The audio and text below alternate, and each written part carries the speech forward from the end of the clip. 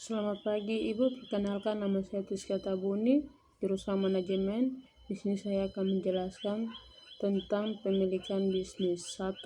Perusahaan perseorangan. Menurut lambang bisnis AC.ID, perusahaan perseorangan termasuk ke dalam bentuk pemilikan bisnis.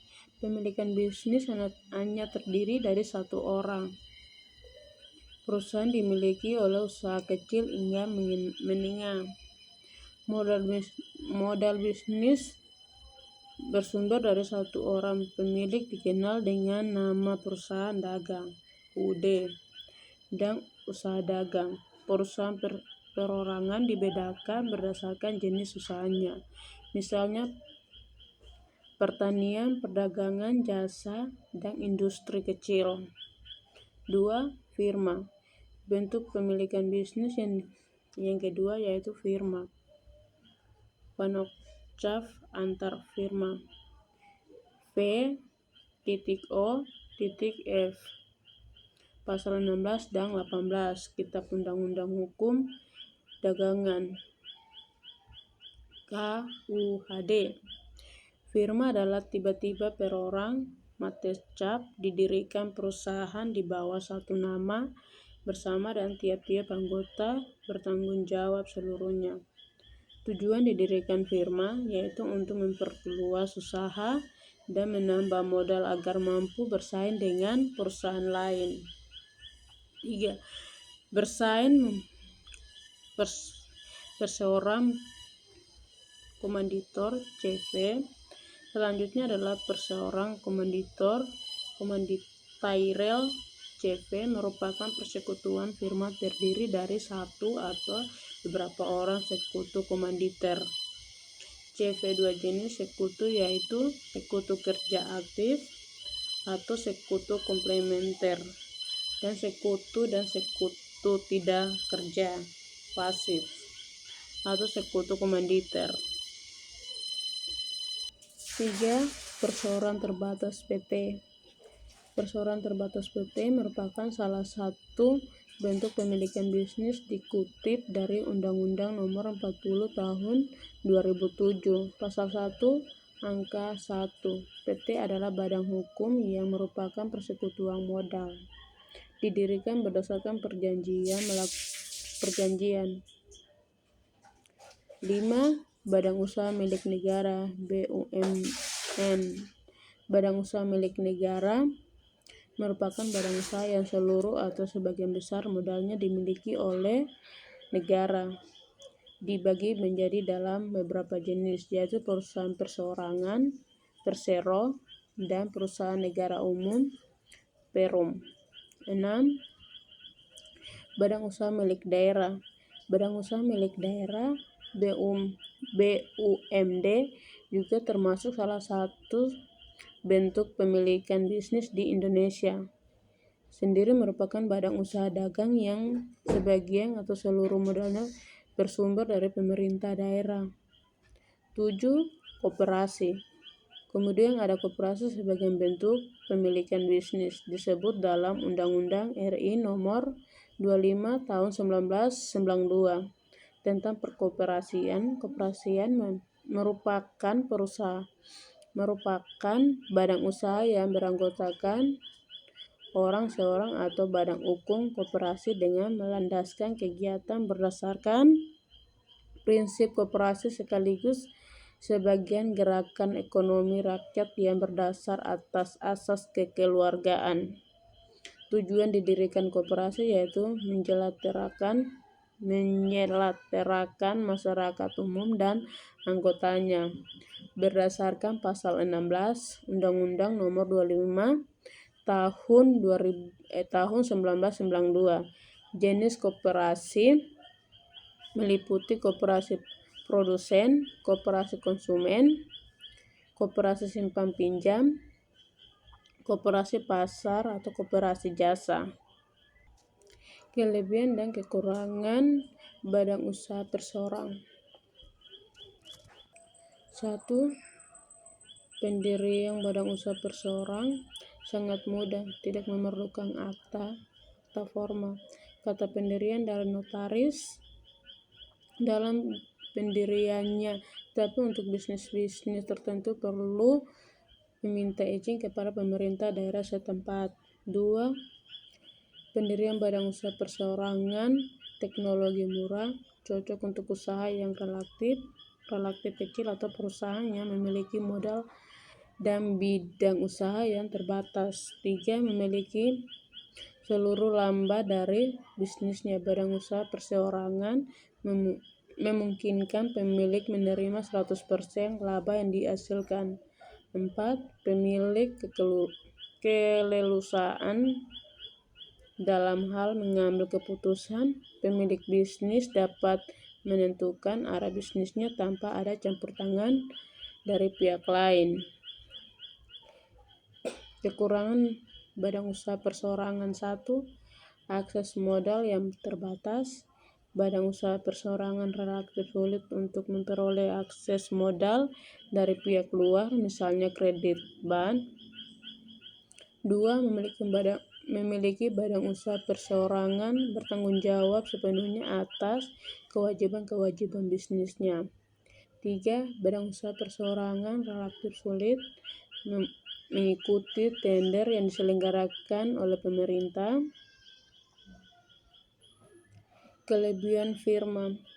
1. Anggota memiliki atensi penuh pada perusahaan. 2. Prosedur pendirian yang cenderung mudah. 3. Analisis dari beberapa anggota yang cukup besar mempermudah kredit. 4. Lebih mudah melakukan perlunasan usaha dan kemampuan untuk mengatur manajemen lebih baik. Kekurangan firma. 1. Berlangsungnya tidak terjamin karena akan bubar jika anggota keluar. 2. Kemungkinan timbulnya konflik lebih tinggi karena dikuasai oleh satu orang. 3. Permasalahan salah satu firma akan berdampak pada yang lain. Kelebihan seorang komanditer CV. 1. Relatif lebih mudah dalam mencari tambahan modal dari anggota pasif. B. Mudah dalam pencarian kredit. C. Mengelolanya dapat diserahkan kepada pihak yang memiliki keahlian di bidangnya. D. Tanggung jawab sekutu pasif terbatas. E. Modal relatif lebih besar. F. Kelangsungan usaha lebih terjamin. Kekurangan CV. A. Sekutu pasif tidak mengelola perusahaan dan hanya mempercayakan modal kepada sekutu aktif. B. Tanggung jawab sekutu aktif tidak terbatas. C. Hanya kekayaan sekutu aktif dapat disita jika perusahaan mengalami kebangkrutan. D. Modal yang terletak di sekutu pasif sulit ditarik kembali karena telah digunakan sebagai modal. F. Keuntungan dibagi antara anggota. Kelebihan dari perseorangan terbatas PT. 1. Modal yang dikumpulkan lebih besar, yaitu mulai penjualan saham. Lebih mudah untuk melakukan pelunasan usaha didukung oleh modal yang kuat. 3. Kemampuan mendapatkan kredit lebih baik didukung oleh kredibilitas perusahaan.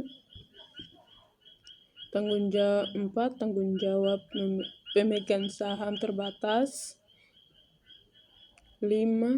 Manajemen perusahaan dapat dilakukan dengan lebih baik berdasarkan visi dan misi perusahaan yang jelas. 6. Kelangsungan hidup PT lebih terjamin dengan semakin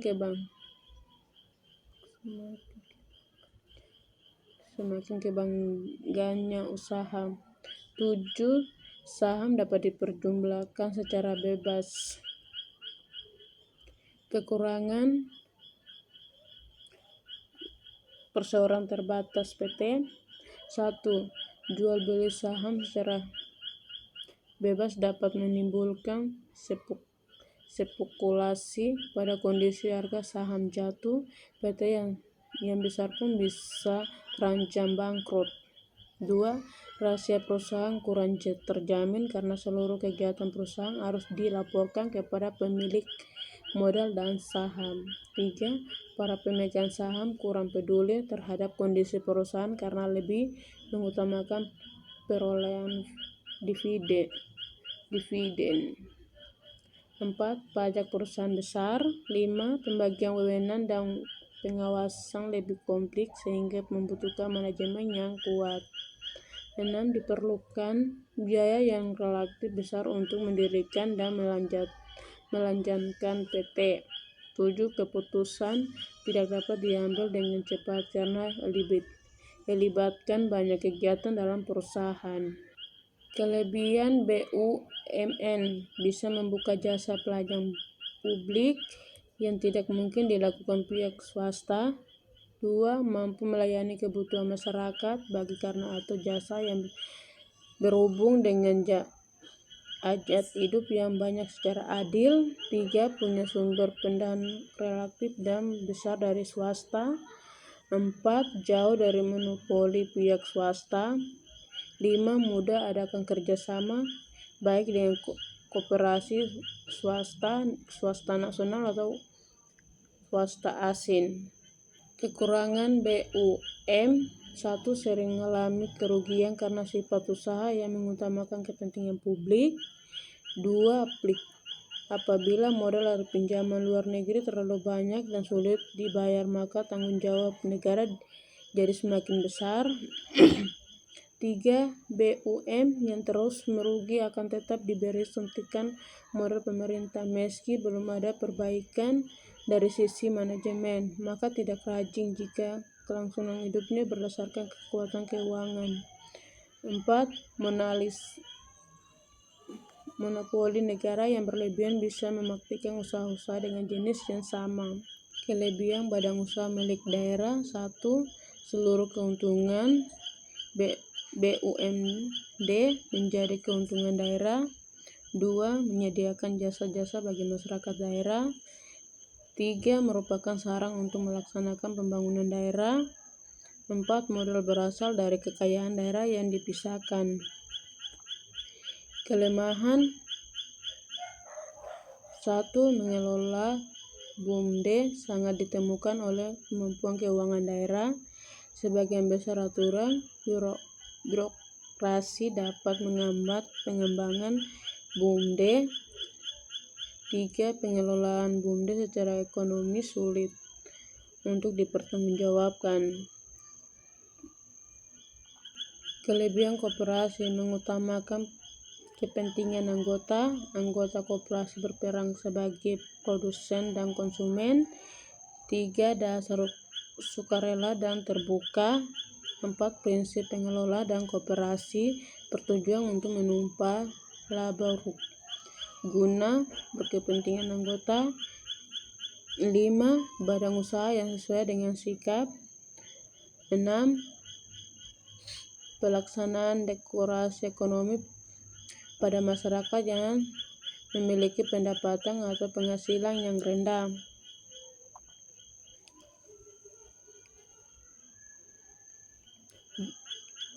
6. Berdasarkan simpanan wajib dan simpanan pokok, tidak memperatkan anggota, meningkatkan kesejahteraan anggota. Kekurangan koperasi: rendahnya kesadaran berkoperasi pada anggota, memiliki daya saing yang lemah, berbatasan modal dan sulit untuk mendapatkan modal. Kekurangan kemampuan tenaga koperasi. Konflik kepentingan.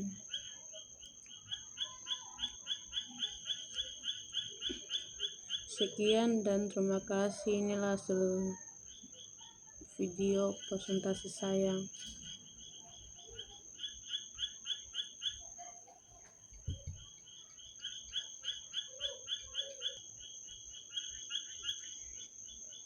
Kekurangan kemampuan tenaga konvensional dalam mengelola koperasi. Sekian dan terima kasih.